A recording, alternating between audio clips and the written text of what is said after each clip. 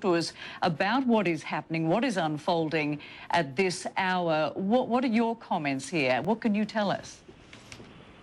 Well, you know, it's 8 o'clock here. It started around 5:30, and I think for those of us who were awake or on Twitter, it was very sudden because the military in the last couple of days, there's been discussion about how they're not going to be actually doing this. But suddenly you have all these reports. As you can see from the footage you've been showing, there are a lot of kids there. There's a lot of women there, and reports of tear gas. There's a lot of burning smoke. The areas both camps are in are both very heavily populated, and they're very residential areas. So people in the surrounding homes have been reporting seeing the burning. They've been seeing smoke. They've been seeing army trucks. They've been seeing both the Ministry of Interior, so it's the police and the army. And everyone's very confused right now because, as you also see, media coverage is very, very different depending on who you're watching or who you're listening to. Reports from the Muslim Brotherhood, from their media reports, you know, up to 30, 50 people even dead, hundreds injured. On the other hand, the Ministry of Health puts the death count as low as 5. We're hearing shots of snipers. You're hearing shots of live ammunition. And the journalist on the ground, I think one of the only journalists on the ground who's tweeting, everyone's following him right now, he's from Newsweek and Daily Beast. He's actually on the front line because a lot of the reporters there are writing in Arabic, so he's tweeting in English. But right now, everyone's just trying to watch because a lot of people are still sleeping. I think the timing was also very important. We're just coming out of Eid vacation. So a lot of people were on vacation. They're just going back to work yesterday and today, so a lot of people are still not following very closely. But right now, it's kind of all very chaotic, and no one really knows how this is going to end up. The military is in a very kind of tight spot because, and the Muslim Brotherhood knows this, because we can't, the military can't afford to have the international community and the world turn against it. If there's too much bloodshed, which we've already had in the past 6 weeks, it could turn very, very bad. It certainly could. Right and now, I want you to talk to that, because in the interim, in the initial stages at least, when President Mohamed Morsi was removed, there was a lot of support from people on the ground. They wanted to see this. They gave their support to the military. And as far as the military is concerned, they have the support of the people. Talk to us about that. If people are now watching, seeing what the security forces are doing, what do people think about this turn of events? I think the fear right now is that Egypt is becoming very divided, very polarized, which is a very scaring development. That the people who are moderate or who are looking at the situation kind of from both sides, they're actually diminishing day by day. People are either very pro-Morsi, pro the sit-ins, or they're very anti, let's clear them out right now. The images right now, the military, like I was just telling you, is in a situation where it keeps taking, you know, a step forward, step backwards. And it's really complicated because it's been 6 weeks. These sit-ins are very, if I can say, clogging up kind of a lot of the situation moving forward. We've had the appointment of governors yesterday. Half of them were military, which shows also a move back towards.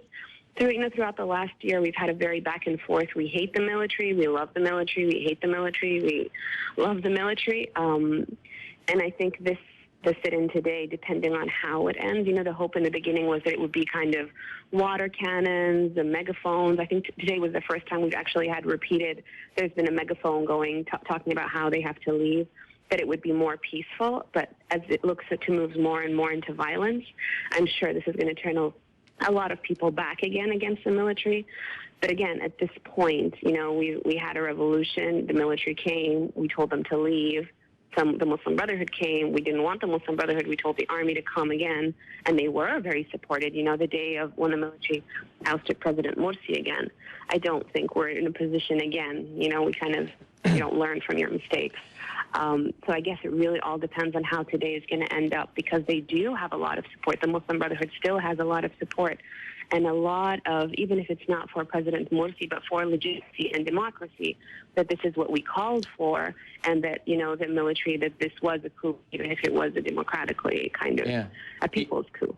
Ethar, it's John here, and you make a good point that for the last couple of years there in Egypt, the military has been both hero and villain at different times.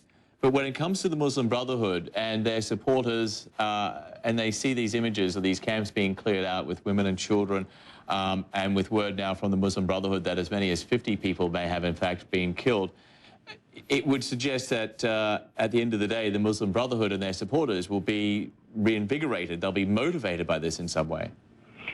You see, the Muslim Brotherhood, what I believe one of the biggest problems is, other than, of course, the bloodshed that will happen from this kind of dispersing the sit-in, is that it puts the Muslim Brotherhood back in the position where they are the most powerful, ironically, which is that of the victim, you know, we are victimized, and this time we actually have the right, and we've put us in this situation, and that gets them a lot of sympathy, gets them a lot of support.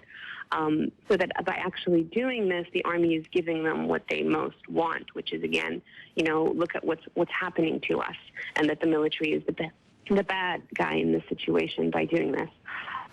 Especially, you know, the images that they're very quick, the Muslim Brotherhood, with their kind of social media. I think media coverage in Egypt now is fascinating how quickly every camp has their own kind of images, their own kind of coverage, and they immediately send it out. You already have photos of, none of this has been verified because, of course, the timing is still for this to be actually verified, but pictures of dead people, you know, bleeding people.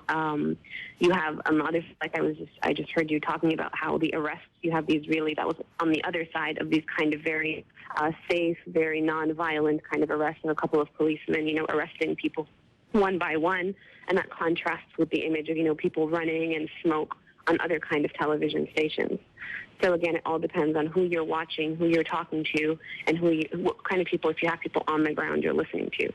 And unfortunately, the majority of Egyptians today, they just want to watch the media that kind of feeds into what they already believe in, or their own kind of ideology and their own kind of beliefs in who they support. And as we speak, we're looking at we're moving in that kind of civil. Yeah, we're looking at Nile TV pictures as we talk. Of course, they're the only pictures we have on this at this time. But many thanks to Ethar El-Katatney, who is an activist and freelance journalist, talking to us there from Cairo. John. Our Damon is also on the scene. She joins us now on